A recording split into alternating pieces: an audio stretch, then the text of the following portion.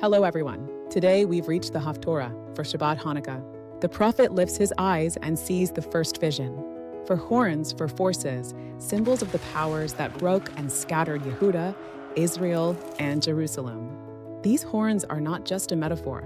They represent the empires that oppressed the Jewish people so much that no one dared to lift their head. When the prophet asks what the vision means, the angel explains it to him simply. These are the forces that scattered the people and caused destruction. But immediately there is hope, for craftsmen come to confront the horns, to terrify them and bring down their pride. As if God is sending opposing forces to destroy the evil and allow for a new beginning. The next vision, a man walks with a measuring stick. An angel announces that this man has come to measure Jerusalem, its length, its width, its future boundaries. But very quickly, an encouraging message arrives.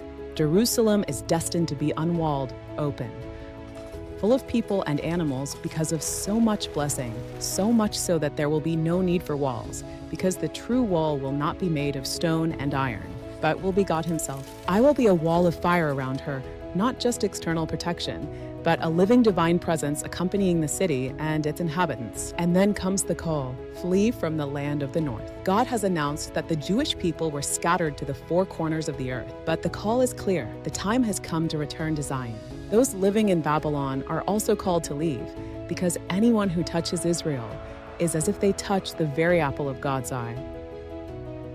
The Jewish people are not abandoned. God promises to raise his hand against the nations that plundered Israel until they themselves become spoils for those small nations that were once beneath them. And from here, a holy message. Rejoice and be glad in Zion, for God has announced that he is returning to dwell in Jerusalem. Many nations will join and become his people.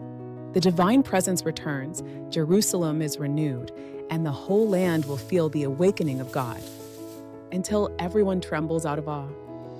After that comes one of the most powerful visions. Yeshua, the high priest, stands before the angel of God. Beside him stands the Satan, trying to accuse him, but God rebukes him immediately. He is like wood snatched from the fire. Yehoshua, who has gone through trials and hardships and was saved, stands there in filthy garments, a symbol of the spiritual state of the people. And the angel commands that his filthy garments be removed and that he be dressed in new, clean clothes. They even place a pure turban on his head. Everything symbolizes purity and cleansing. The angel reinforces the message. If Yeshua walks in the ways of God and the Torah, he will be tasked with judging the people, guarding the courtyards, and reach a spiritual level where he walks among the angels. And his companions are called men of wonders, a sign that God is about to bring forth the leader of the future redemption. Another wondrous vision, a single stone with 7 eyes, 7 aspects of divine providence. God promises to untie its knots and forgive the sin of the land in a single day. And so, a picture of peace emerges. Each person invites his friend to sit together under the vine and the fig tree, a symbol of tranquility, security, and prosperity. Then, like people waking from sleep, the angel wakens the prophet and asks him, "What do you see?" The prophet describes a beautiful golden menorah. 7 lamps, 7 branches, and on either side of it, 2 olive trees. The prophet asks, "What do they symbolize?" And the angel answers with a response that became a symbol for generations, not by military force and not by physical strength, but by my spirit. The message is clear. The building of the temple, the return of the light, they are not the result of military force, but of divine spirit. The great mountain standing before Zerubbabel will become level to the ground. He will produce the excellent stone. It shall be greeted with shouts of beautiful, beautiful. God promises that Zerubbabel, who laid the foundations, will also complete the building. Anyone who belittled, on the day of small beginnings, will come to understand that in God's eyes, even small steps can be the start of great salvation. The eyes of God roam throughout the world, watching over every detail.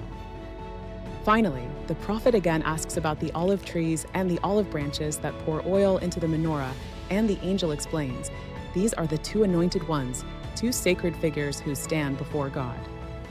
2 sacred figures who continue to provide the spiritual oil that illuminates the Jewish people. All these symbols, the menorah, the olive trees, the wall of fire, the description of Yeshua the high priest, are exactly the content of the Haftarah for Shabbat Hanukkah, in which we read about the divine light that shines even when darkness prevails, not by might nor by power, but by the Spirit of God.